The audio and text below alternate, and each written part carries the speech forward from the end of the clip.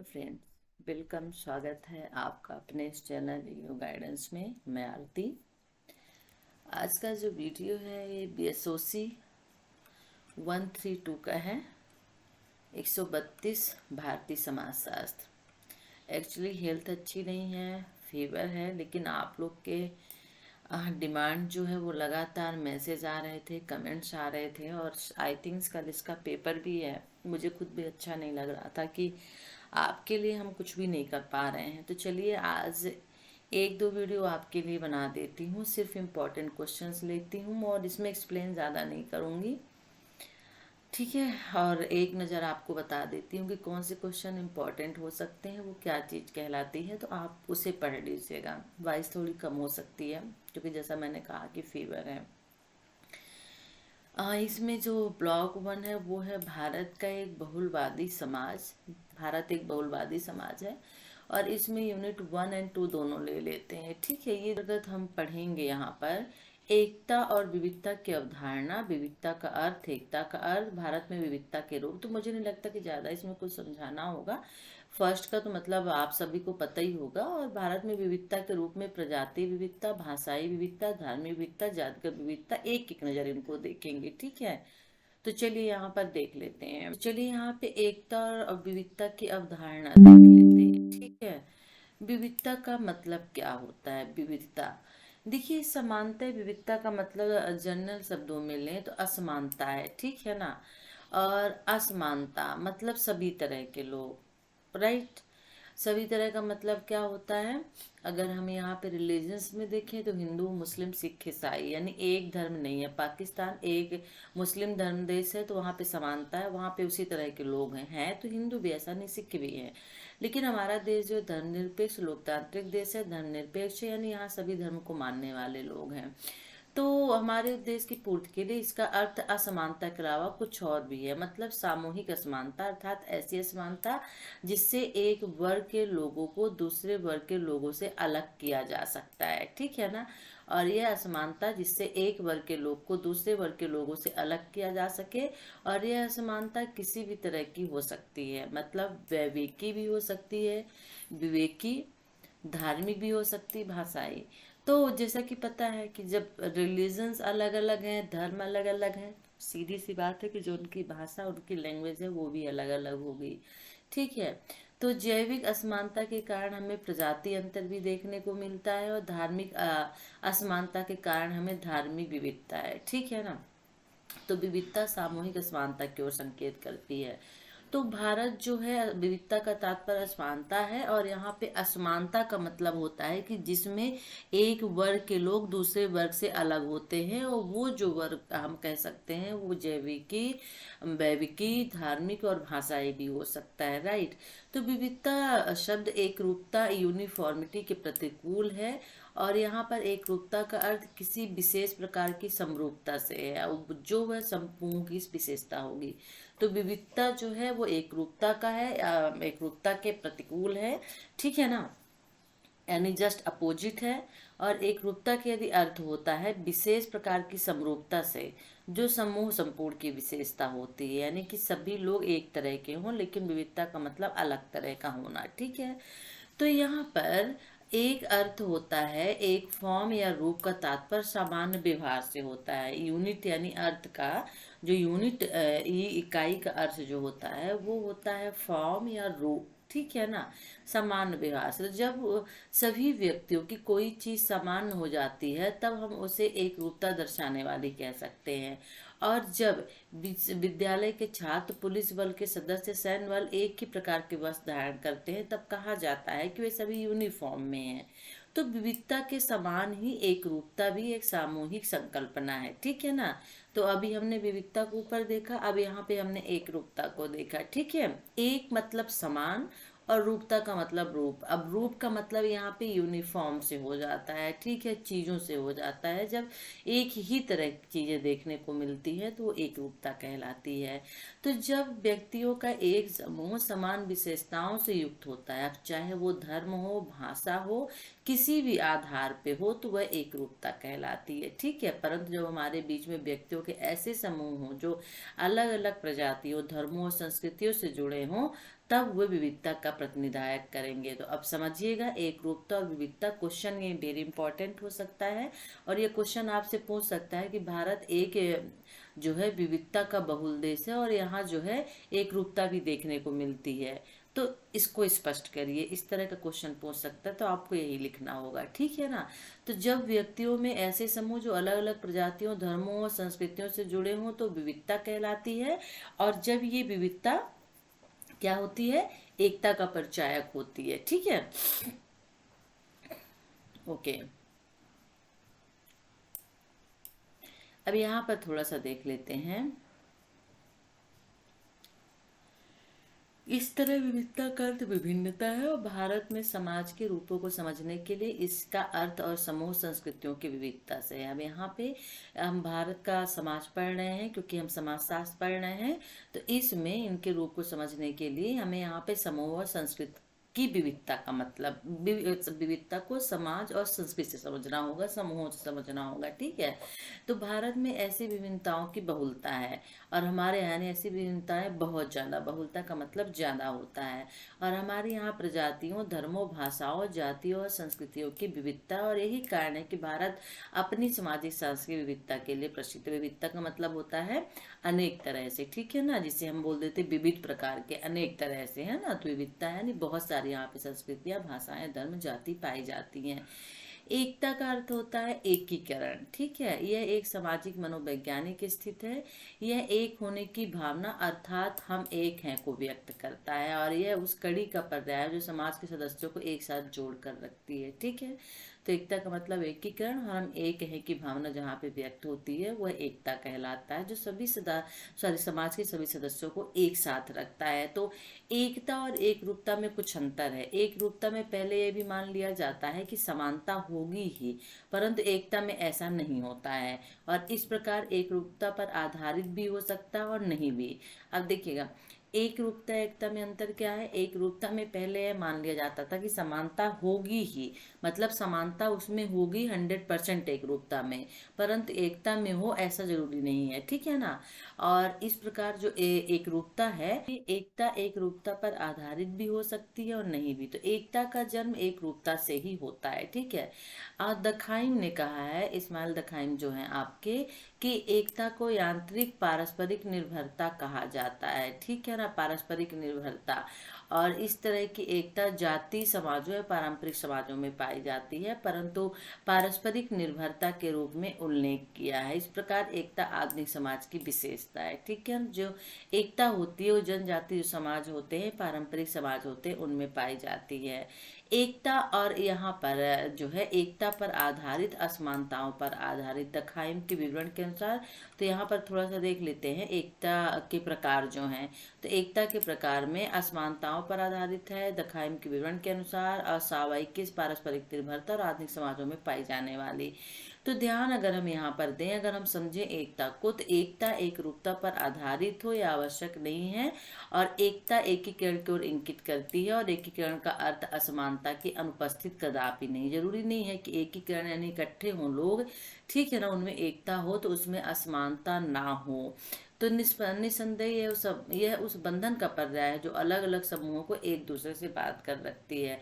तो एकता एकीकरण का मतलब है कि लोग इकट्ठे हैं लेकिन उनका समुदाय जो है उनमें असमानता पाई जा सकती है, उनका जो समुदाय है वो अलग अलग हो सकता है, लेकिन तब भी वो, जैसे बोलते हैं ना, हिंदू मुस्लिम सिख ईसाई, इनमें एकता है, यूनिटी है, इनमें हमें यूनिटी रखनी चाहिए, यानी एकता जो है रखनी चाहिए, ठीक है ना। क्यों बोलते हैं, इसीलिए बोलते हैं क्योंकि हम अलग अलग समूह, अलग अलग समुदाय, अलग अलग रिलीजन से है, लेकिन फिर भी हमारे में एकता है, ठीक है।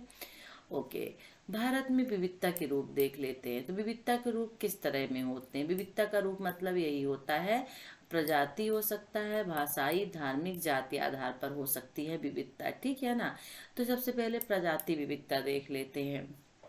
प्रजाति विविधता का मतलब होता है कि भारत में विभिन्न प्रकार की प्रजातियों के लोग पाए जाते हैं, और ऐसे व्यक्तियों का समूह है जिसमें त्वचा का रंग, नाक का आकार, बालों के प्रकार आदि कुछ स्थायी शारीरिक विशेषताएं होती हैं, जिनको देख के हम पहचान जाते हैं कि यह व्यक्ति इस समूह से या इस समुदाय से या इस धर्म से रिलेटेड होगा, ठीक है ना।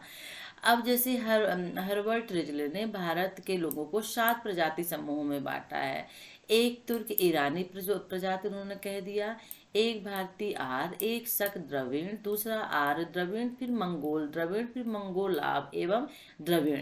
तो यहाँ पे 7 प्रजाति समूहों में हर्बर्ट ने बांटा है भारत के लोगों को। और इन 7 प्रजाति समूहों को कम करके 3 मूल समूहों अर्थात भारतीय, आर्य, मंगोली एवं द्रविड़ में बांटा जा सकता है। तो अगर मेन समूह निकाले भारतीयों का तो 3 ही निकल के आते हैं। भारतीय आर्य पहला हो गया, दूसरा मंगोली, तीसरा द्रविड़ हो गया, ठीक है ना। और उनकी विचारधारा में अंतिम 2 समूह जनजाति भारत की प्रजाति संरचना में देखे जाते हैं, ठीक है। तो ये प्रजाति विविधता भी यहाँ पर दिखने को मिलती है, ठीक है। आप यहाँ पे कर सकते हैं, एक नाम दे सकते हैं हर वर्ड का और बोल सकते हैं कि 7 समूह उन्होंने बांटा, वो नाम लिख दीजिए। फिर उसके बाद बोलिए लेकिन ज्यादातर जो भारत में 3 समूह दिखने को मिलते हैं वो 3 समूह कौन से हैं वो लिख दीजिए, ठीक है ना।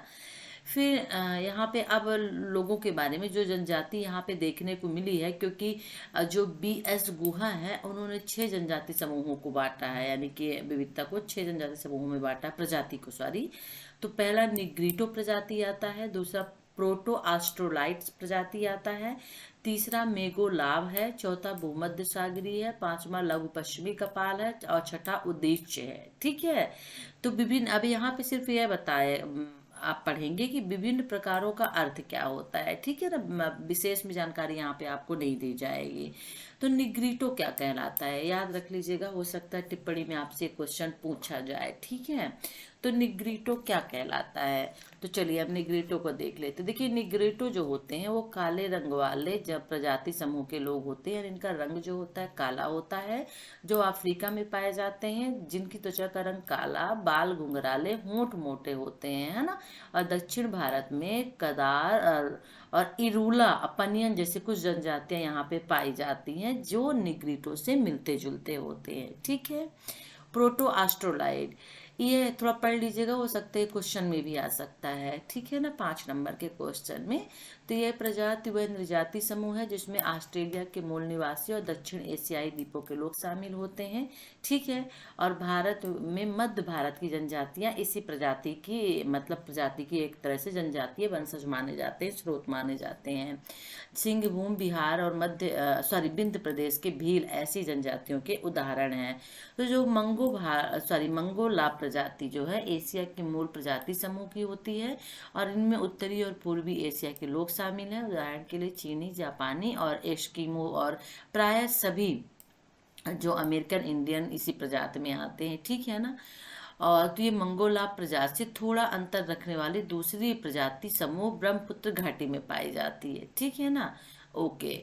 फिर भूमध्य सागरी, तो भूमध्य सागरी प्रजाति समूह की शारीरिक विशेषता से जुड़ी है, अर्थात ये सफेद रंग वाली प्रजाति है और मध्यम और नाटक जो होता है इनका बहुत छोटा होता है और दुबला पतला शरीर होता है, लंबा सिर होता है, ठीक है ना। किनकी? भूमध्य सागरी की। ओके। पश्चिमी लघु कपाल अगर हम देखते हैं तो इनको 3 उपभागों में विभाजित कर सकते हैं। अल्पेनाइड यानी गुजरात में बनिया जाति के लोगों और बंगाल में कायस्थों में उपसमूह को देखने को मिलता है अल्पेनाइड का, ठीक है ना, जिनका शारीरिक विशेषताओं में चौड़ा सिर, मध्यम कद का होता है, हल्के रंग की त्वचा होती है। डिनारिक चौड़ा सिर, लंबी नाक, लंबा कद, त्वचा का गहरा रंग आदि विशेषता इनकी होती है। कर्नाटक के अब्राह्मणों में देखा जाता है, बंगाल के ब्राह्मणों में, ठीक है।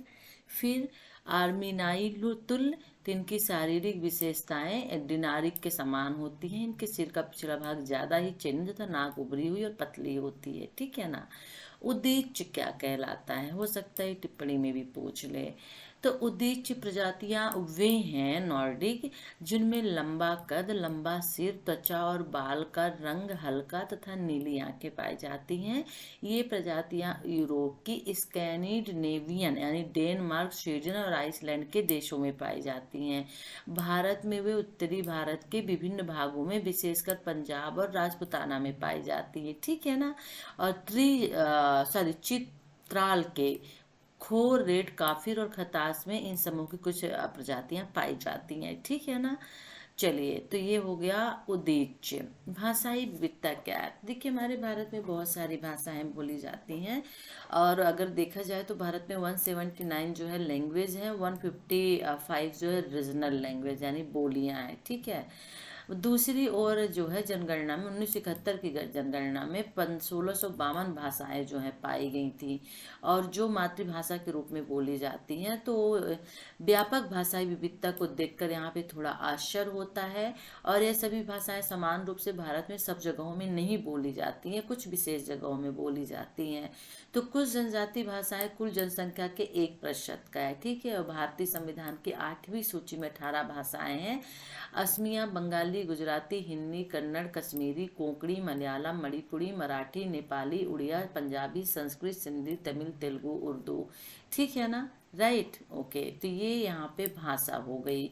हिंदी भाषा भाषियों की संख्या में वृद्धि हुई है, ठीक है ना। और यहाँ पर अगर हम देखें तो 15 भाषाओं में हिंदी कुल जनसंख्या का जो है 29% व्यक्तियों द्वारा बोली जाती है। और बंगाली, तेलुगु, मराठी जो है 8% से भी कम जनसंख्या द्वारा बोली जाती है। तो संवैधानिक मान्यता प्राप्त भाषाएं 2 भाषा परिवारों की है। अब 2 भाषा परिवार कौन से हैं? भारतीय आर्य और द्रविड़। यदि भाषा परिवार पूछता है तो ऊपर जो हमने आपको बताया एंग्लो, ठीक है ना, और सॉरी भारतीय आर्य, द्रविड़, मंगोल जो हमने ऊपर आपको पढ़ाया वो भाषा परिवार कहलाते हैं। राष्ट्रीय भाषा परिवार भी है, 4 या 5 भाषा परिवार हैं। और मलयालम, कन्नड़, तमिल, तेलुगु 4 प्रमुख भाषाएं हैं। तो ये लैंग्वेज के बारे में है। अब यहाँ पे धार्मिक विविधता, भाषा विविधता थी, धार्मिक विविधता। धार्मिक विविधता का मतलब होता है धर्म। तो यहाँ पे अनेक धर्मों वाली भूमि है। यहाँ पे बहुत से धर्म को मानने वाले लोग मिलते हैं, हिंदू, मुस्लिम, सिख, ईसाई के मानने वाले लोग मिलते हैं, ठीक है ना। प्रत्येक धर्म के अंतर्गत संप्रदाय है। उदाहरण के लिए हिंदू धर्म में कई संप्रदाय हैं, शैव, शाक्त, वैष्णव, ठीक है। धार्मिक पुनरुत्थान आंदोलन भी यहाँ पे उत्पन्न हुए हैं, जैसे आर्य समाज, ब्रह्म समाज, रामकृष्ण मिशन आदि हुए हैं। राधा स्वामी, साईं बाबा जैसे कुछ नए पंथ जो है उत्पन्न हुए हैं। इसी प्रकार इस्लाम धर्म में शिया सुन्नी है ना हुए हैं। सिख में नामधारी निरंकारी हैं। जैन धर्म में दिगंबर श्वेतांबर है। बौद्ध धर्म में हीनयान महायान बटे हुए हैं, ठीक है ना। तो इस तरह से करके इसको आप एक्सप्लेन कर दिए। तो भारत में पाई जाने वाली विविधता के प्रमुख रूप कौन कौन से हैं, ठीक है। तो हम जस्ट ऊपर पढ़ के आए हैं, ओके। और प्रजाति वर्गीकरण के 3 प्रमुख प्रकारों के नाम बताइए। भारतीय जनसंख्या में अधिक के प्रमुख है, तो वो भी ऊपर पढ़ के आए। चलिए अब यहाँ पर देख लेते हैं क्या इम्पोर्टेंट हो सकता है। जातिगत विविधता। जातिगत विविधता क्या होता है? देखिए, तो भारत जातियों का देश है। जाति शब्द का प्रयोग सामान्यतः 2 अर्थों में किया जाता है, कभी कभी वर्ण के अर्थ में और कभी कभी जाति के अर्थ में, ठीक है ना। वर्ण से कार्य विभाजन के वर्गीकरण के आधार पर, जैसे हिंदू समाज के 4 भागों में विभाजन किया गया है, ब्राह्मण, क्षत्रिय, वैश्य, शूद्र। इनके जो कम से काम दिए गए हैं कि जो ब्राह्मण है वो शिक्षण ग्रहण करेगा, क्षत्रिय जो है वो प्रतिरक्षा करेगा, निरक्षा करेगा, और जो वैश्य है वो व्यवसाय करेगा, दास वाला काम, सेवा वाला काम शूद्र करेगा। तो इनके अपने अपने व्यवसाय फिक्स कर दिए गए, ठीक है। तो वर्ण का सोपानात्मक संगठन संपूर्ण भारत में मान्य है, ठीक है। और इनकी जाति का एक वंशानुगत एक अंतर्विवाही परिस्थित का समूह है, यानी इनका जो विवाह होता है उसी जात के अंतर्गत ही होता है, ठीक है ना। तो भारत में 3000 से अधिक जातियां हैं, राइट, ये भी देख लीजिएगा। और जाति व्यवस्था का प्रचलन केवल हिंदुओं तक ही सीमित नहीं है, मुस्लिम या सिख, ईसाई जैसे अन्य समुदायों में भी जातियां हैं, ठीक है। मुसलमानों में शेख, सैयद, मुगल, पठान आदि जो है ये जातियां हैं। इनके अलावा मुसलिमों में तेली, धोबी, दर्जी आदि जैसी जातियां भी पाई जाती हैं, ठीक है। इसी प्रकार भारत में ईसाइयों के बीच भी जातिगत चेतना की कोई नई बात नहीं है, तो उसमें भी अनेक जातियां पाई जाती हैं। अब यहाँ पर भारत में बड़ी संख्या में हिंदू धर्म से धर्म परिवर्तन करके लोग ईसाई बने हैं, अतः इन ईसाइयों ने अपने बीच जात व्यवस्था भावना को किस सीमा तक बनाए रखा है। सिक्कों में भी जाट, सिख, मजहबी, सिख आदि जातियां देखने को मिलती हैं, तो आप इसको लिख सकते हैं, ठीक है ना। भारत में एकता की कड़ी, भू राजनीतिक एकता, तो ये इसमें इम्पोर्टेंट नहीं है, ठीक है ना। जो है मैं वो आपको पढ़ा दूंगी।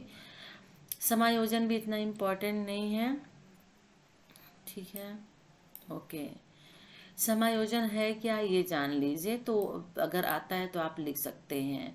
देखिए, समायोजन करना नहीं, अपने आप में उसको ढालना, आत्मसात कर लेना, ठीक है ना। तो भारतीय संस्कृति के संश्लेषणात्मक गुण अर्थात इसके समायोजन और सहनशीलता जैसे विशिष्ट गुणों के बारे में सुना। जो भारतीय संस्कृति है, जो व्यक्ति यहाँ आता है उसको अपने आप में आत्मसात कर लेती है, अपने आप में मिला लेती है। इसका पहला उदाहरण भारत में बहुसंख्यों द्वारा अपनाए गए हिंदू धर्म के रचीलेपन की विशेषता है। क्वेश्चन इंपॉर्टेंट हो सकता है समायोजन, ठीक है। और ये सभी जानते हैं कि हिंदू धर्म समरूप धर्म नहीं है, यह ऐसा भी धर्म नहीं है जिसका एक ही देवता हो, एक धर्म ग्रंथ एक देवालय हो, ठीक है। इसमें कई सारे देवी देवता माने जाते हैं और एक संघ के रूप में जाना जाता है, और अपनी बहुदेववादी विशेषता के कारण इसके ग्राम स्तर के देवी देवताओं जनजाति आस्थाओं को भी स्थान दिया गया। तो हमें पता है हमारे में बहुत सारे हिंदुओं में देवी देवताएं होते हैं और सबको मानने वाले अलग अलग लोग होते हैं, लेकिन तब भी वो हिंदू ही कहलाते हैं, ठीक है ना। तो समाजशास्त्रियों ने मोटे तौर पर हिंदू धर्म के दो रूप बताए, एक रूप सुसंस्कृत और दूसरा जो है लोकप्रिय। धर्म का सुसंस्कृत रूप वह है जो धार्मिक ग्रंथों यानी वेद में मिलता है, और लोकप्रिय रूप वह है जो बहुसंख्यक जनता की वास्तविक जिंदगी में देखने को मिलता है।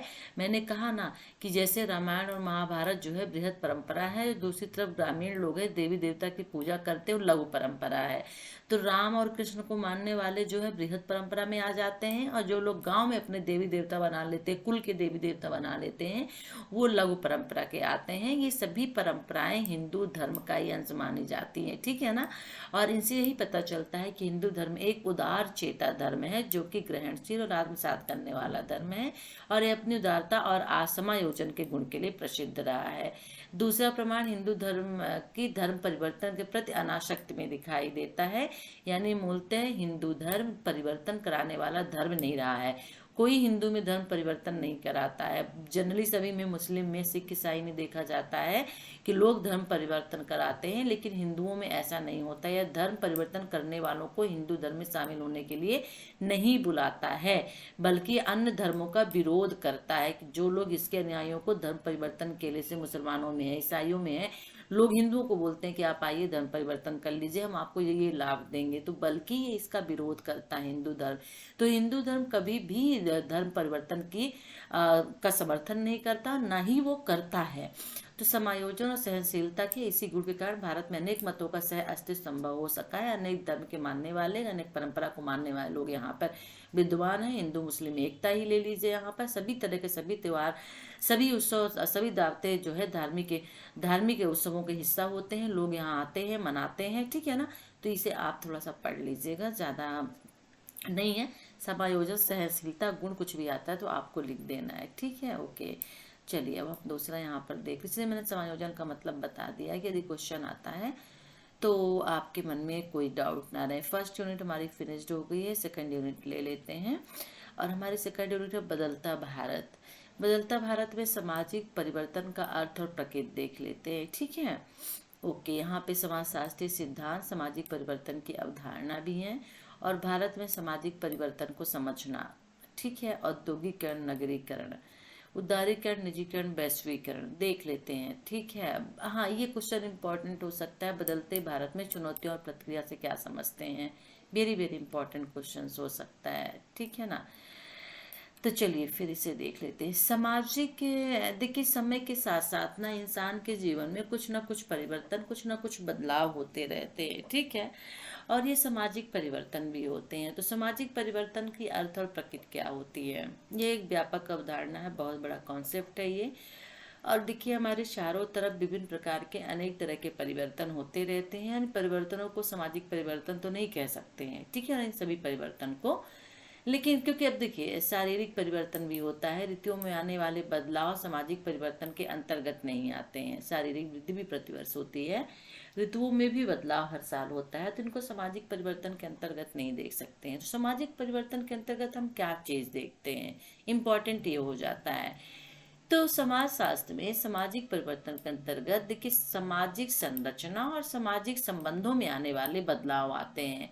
तो सामाजिक संरचना और सामाजिक संबंधों में जो बदलाव आता है वही सामाजिक परिवर्तन कहलाता है। तो सामाजिक विज्ञान के अंतरराष्ट्रीय इंसाइक्लोपीडिया सामाजिक संरचना में आने वाले बदलावों को चिन्हित करती है, यानी उन्हें देखती है, और मानव समाजों में क्रिया तथा अंतः क्रियाओं की पद्धतियां भी इसके अंतर्गत आ जाती हैं। मानव समाज में जो भी क्रिया परिवर्तन होते हैं वो इनके अंतर्गत, जो भी क्रियाएं होती हैं इसके अंतर्गत आ जाती है, ठीक है ना।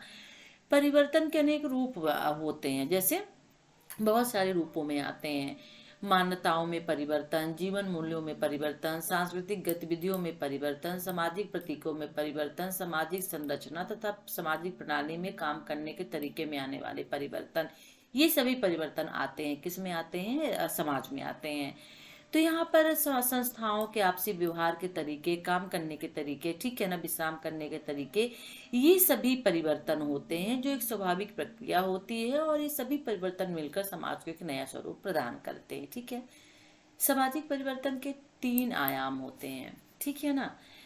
तो सामाजिक परिवर्तन समान परिवर्तन की एक प्रक्रिया है और जिसका गुणवत्ता में परिवर्तन से कोई संबंध नहीं। जरूरी नहीं है कि सामाजिक परिवर्तन यदि हो रहा है तो उसमें गुणवत्ता भी देखने को मिले, ऐसा नहीं है। समाज में होने वाले परिवर्तन संस्कृति में होने वाले परिवर्तन से सीधे जुड़े होते हैं, इसलिए कभी कभी इन्हें सामाजिक एवं सांस्कृतिक परिवर्तन कहना बेहतर होता है। तो क्वेश्चन सामाजिक और सांस्कृतिक परिवर्तन से आएगा तो आंसर यही लिखना होगा। ठीक है, कुछ समाजशास्त्री सामाजिक परिवर्तन और सांस्कृतिक परिवर्तन को अलग अलग मानते हैं। सामाजिक संरचना में आने वाले परिवर्तन यानी समाज के आकार में आने वाले परिवर्तन होते हैं, और सामाजिक संस्थानों में आने वाले परिवर्तन कुछ संस्थाओं के बीच में आने वाले परिवर्तन और सामाजिक परिवर्तन के अंतर्गत माने जाते हैं। ठीक है ना। कुछ समाजशास्त्री जो हैं तो सामाजिक परिवर्तन में क्या क्या आता है, तो मनुष्य के व्यवहार में जो परिवर्तन आता है, मनुष्य के व्यवहार में जो परिवर्तन आता है उसको सामाजिक परिवर्तन से मानते हैं। ठीक है ना। सांस्कृतिक क्षेत्रों में आने वाले परिवर्तन कौन कौन से होते हैं, ज्ञान, विचार, कला, धर्म, नैतिक सिद्धांत, मूल, विश्वास, प्रतीक, ये सभी जो होते हैं सांस्कृतिक क्षेत्रों में आने वाले परिवर्तन होते हैं। ठीक है ना।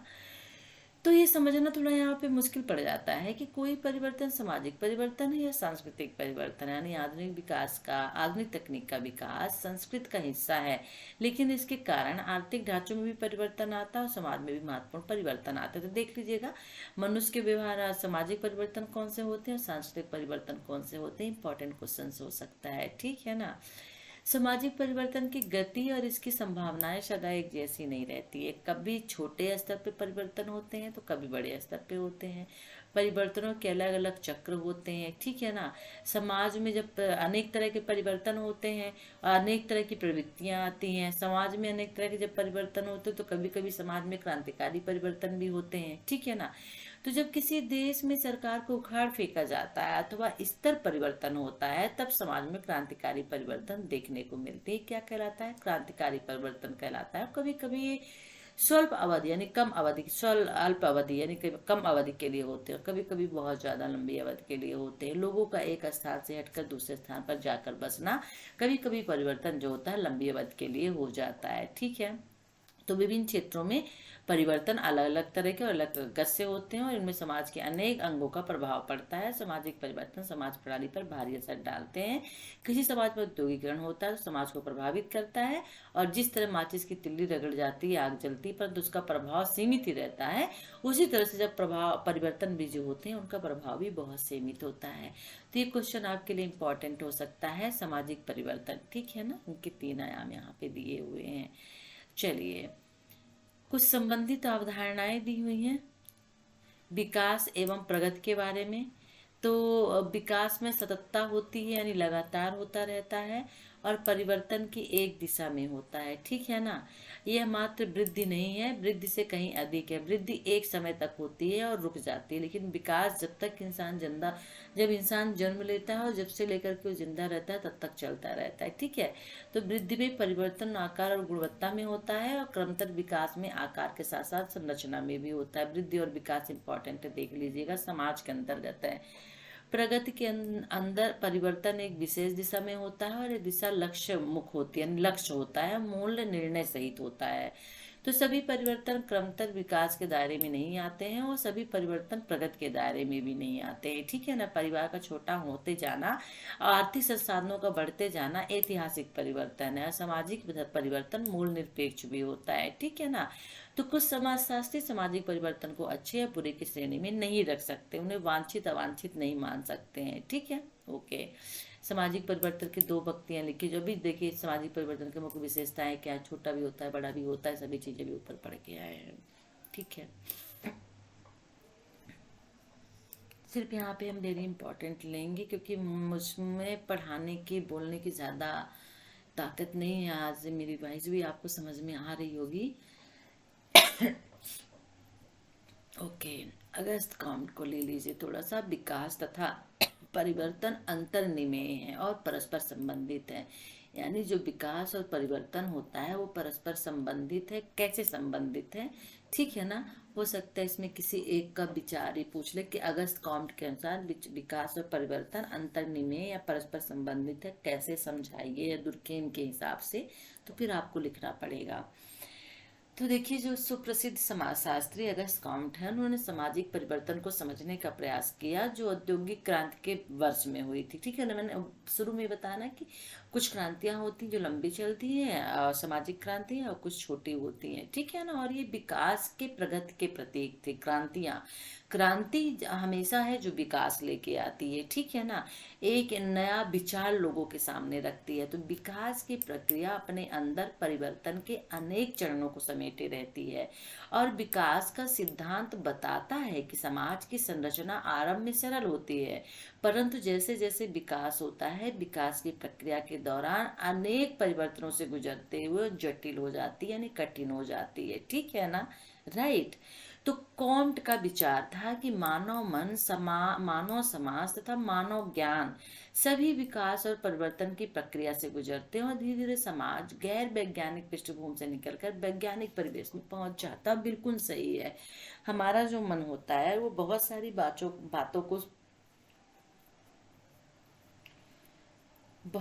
बातों को सोचता है, विचार करता है। मानव समाज, हमारा जो समाज होता है, हमारा जो ज्ञान होता है, उसमें परिवर्तन आता है।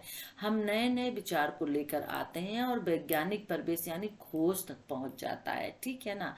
तो ये कॉम्ट का मानना था। ये लाइन यहाँ से कॉम्ट का, इसको शुरू में लिख के फिर एक्सप्लेन कर दीजिए, जो ऊपर था उसको नीचे, नीचे का ऊपर कर दीजिए, ठीक है। ऐसे ही हर्बर्ट ने कहा है कि मानव समाज की तुलना शारीरिक संरचना से, और यह माना जाता है, यानी उन्होंने मानव समाज की तुलना शारीरिक संरचना से की है। और उनका मानना है कि जिस प्रकार शारीरिक विकास अंदर से होता है, उसी प्रकार सामाजिक विकास भी समाज के अंदर होता है। उनके विचार में सामाजिक संस्थाएं जीवित मानव शरीर की तरह होती हैं। इसलिए जैसे जैसे समाज आगे बढ़ता जाता है, समाज वैसे वैसे जटिल और कठिन होता जाता है, ठीक है ना। एमिल दुर्खाइम ने क्या कहा है, अब ये भी यहाँ पे इम्पोर्टेंट है, तो इसको भी ले लीजिए। एमिल दुर्खाइम जो है वो सामाजिक विकास को उन्नति परक योजना के अंतर्गत मानते हैं। वे सामाजिक अखंडता की बात करते हैं, एकता की बात करते हैं, और सामाजिक अखंडता से उनका अभिप्राय समाज के अंदर मौजूद नैतिक विश्वास और विचारों से है, ठीक है ना। तो समाजवादी विकासवादी भी वो इस तरह से मानते हैं कि जो सामाजिक विकास होता है वो पूर्व औद्योगिक समाजों में अखंडता विद्यमान थी और उनमें रहने वाले मनुष्यों के बीच सहमति और पहचानने के कारण हुई थी। और उत्तर औद्योगिक समाज में अखंडता जो मौजूद थी अनेक प्रकार की विभिन्नताओं, मतभेद, टकरावों को सहन करने से सहमति से प्राप्त हुई उन्हें, ठीक है ना। तो ये उनका देख लीजिएगा, दुर्खाइम का देख लीजिएगा, ओके। तो मैक्स वेबर ने भी अपना दिया है, कार्ल मार्क्स ने भी दिया है, थोड़ा इन्हें आप देख लीजिएगा, इसलिए मैं पॉज करके वीडियो को मैंने रोक दिया है। तो विकास और परिवर्तन, ओके, इसे आप देख लीजिएगा। सामाजिक परिवर्तन संरचनात्मक एवं सांस्कृतिक, यही वो, इसमें अब वही आप लिखिएगा जो हम आपको ऊपर पढ़ा के आए, कुछ और एक्स्ट्रा लिखने की जरूरत नहीं है, ठीक है ना, राइट। भारत में सामाजिक परिवर्तन की स्थिति क्या है, तो देखिए भारत बदल रहा है। इस बात का एहसास भारतीय समाज में आने वाले अंतरों को रेखांकित करता है। भारतीय समाज में परिवर्तन दो तरह के लक्षण दिखाई देते हैं जब परिवर्तन होते हैं। कुछ परिवर्तन स्थायी होते हैं, कुछ परिवर्तन अस्थायी होते हैं, ठीक है ना। और पहले की तुलना में भारत बहुत बदल रहा है, भारत में परिवर्तन लगातार होते जा रहे हैं, और यहाँ पर उसके सांस्कृतिक और संरचनात्मक स्वरूप को जानना जरूरी है यदि आप परिवर्तन को जानना चाहते हैं। तो परिवर्तन के कारण क्या क्या है भारत में, ठीक है ना। तो जिस तरह से परिवर्तन भारत में हो रहे हैं उनको समझना जरूरी होता है, क्योंकि भारत अब तक दुनिया में सबसे अलग देश माना जाता रहा है। उसकी दो वजह थी, एक तो भारत का परंपरागत समाज था, दूसरी जातिवाद थी। तो भारत में सांस्कृतिक एवं संरचनागत परिवर्तन तेजी से हुए हैं, उनके बहुत सारे कारण थे। पहला था समकालीन भारत का एक विकासशील अर्थव्यवस्था वाला देश, यानी भारत एक विकासशील और अर्थव्यवस्था वाला देश है। यहाँ पे मिश्रित खेती होती है। भारत की अर्थव्यवस्था जो है वो लगातार बदलती जा रही है। औद्योगिकरण की गति जो है, यानी विकास जो है औद्योगिकरण का, वो निरंतर बढ़ता जा रहा है। नगरों का जो विकास है वो निरंतर हो रहा है, और एक राष्ट्रव्यापी प्रक्रिया जो पूरे देश में भी नगरों का विकास यानी देश के विकास को संदर्भित करता है, ठीक है ना, ओके। और भारत का अंग्रेजों के अधीन होना उपनिवेशीकरण विशेषता होती है। किसी देश पर शासन करने वाले लोग उस देश को जीतने के बाद वहां के लोगों और संसाधनों पर अपना पूरी तरह से कब्जा कर लेते, जो अंग्रेजों ने यहाँ किया था, और उनके संसाधनों का शोषण करते हैं वो। तो अंग्रेजों ने जब भारत पर कब्जा किया तो उन्होंने वही सब करना शुरू कर दिया जो एक उपनिवेशक शासक करता है, और उन्होंने भारत में वही तकनीक उतारी जो ब्रिटेन में मौजूद थी, वही कानूनी व्यवस्था और वही प्रशासन प्रणाली जो भारत में लागू थी जो ब्रिटेन में मौजूद थी। तो भारत में ब्रिटेन की तर्ज पर नई प्रणालियां लागू की गई और हमारे देश में राजनीतिक, आर्थिक और सामाजिक ढांचा जो है बदलना शुरू हो गया था। तो किसी देश में उपनिवेशवाद का जितना अधिक और जैसा प्रभाव पड़ता है उसे ठीक से समझना, उसके बारे में कल्पना करना थोड़ा सा यहाँ पे असंभव होता है। तो एक उपनिवेशीकरण भी था जो मेन था परिवर्तन का, विकास का कारण, ठीक है ना। तो एक हमारी विकासशील अर्थव्यवस्था, दूसरा उपनिवेशीकरण, तीसरा पश्चिमीकरण की लहर, ये आप ले सकते हैं, ठीक है ना। क्योंकि आधुनिक आधुनिक शिक्षा प्रणाली लागू हुई थी, औपनिवेशिक काल में भारत में आधुनिकीकरण की नींव डाली थी, ठीक है ना। पश्चिमीकरण की अवधारणा का मतलब क्या हुआ, यहाँ पे जगह दो स्तर पड़े थे। भारत में पश्चिमी शिक्षा के विस्तार के कारण देश का बौद्धिक विकास हुआ, उदारता आई, मध्यम वर्ग का उदय हुआ, लोग अंग्रेजों की तरह कपड़े पहनना, उनकी तरह खाना पीना, मदिरा, शराब और यहाँ तक कि बोलना भी सीख गए थे। सांस्कृतिक जीवन मूल्यों को भी उन्हीं की तरह ढालना शुरू कर दिए थे। तो ये क्या था, पश्चिमी शिक्षा था और उपनिवेशीकरण का प्रभाव था, ठीक है ना, राइट। फिर धर्मनिरपेक्षता। धर्मनिरपेक्षता का अर्थ है किसी धार्मिक सीमा में कैद न रहना। जब व्यक्ति की सोच आधुनिक हो जाती है तो धैर्य के आधार पर सोचना बंद कर देता है और तर्क के आधार पर सोचना शुरू कर देता है। तो यहाँ पे हमारे देश में बहुत सारे धर्म के लोग रहते हैं, तो यहाँ पर किसी एक विशेष धर्म को प्रधानता न देकर सभी धर्म को प्रधानता देना ही धर्मनिरपेक्षता कहलाती है, ठीक है ना। सभी धर्म को साथ में लेकर चलना। औद्योगिकरण, नगरीकरण भी हुआ, इसकी प्रक्रिया तेज, जस्ट अभी ऊपर देख के आए हैं, ठीक है ना। तो इसे आप यहाँ पर लिख दीजिएगा। आज हिम्मत नहीं हो रही कि मैं आपको इसको थोड़ा और पढ़ा सकूं। सब्जेक्ट अच्छा है, कंटेंट भी अच्छे हैं, लेकिन प्रॉब्लम वही है फीवर वाली। औद्योगिकरण में आप आधुनिकीकरण को जोड़ सकते हैं, नगरीकरण की प्रक्रिया को जोड़ सकते हैं, नगरों का तीव्र विकास होना, ग्रामीण क्षेत्रों से काम की तलाश में लोग शहर में आए, यहाँ पर रहने लगे, ये सभी चीजें आप इसमें लिख दीजिएगा, ठीक है ना, राइट। ओके, चलिए अब इम्पोर्टेंट क्या हो सकता है। अब इसमें ज़्यादा इम्पोर्टेंट नहीं हो सकता है। आई थिंक यूनिट आपकी जो है बदलता भारत, चुनौती और प्रतिक्रिया, ये देख लीजिए, वेरी वेरी इंपॉर्टेंट क्वेश्चन आपका हो सकता है, ठीक है ना। देखिए, समाज सदा एक जैसा नहीं रहता है, उसको बदलना होता है, वो बदलता है, वो बदलता रहता है, और सही भारत के साथ भी हुआ। समकालीन भारत एक विकासशील अर्थव्यवस्था है। आज के टाइम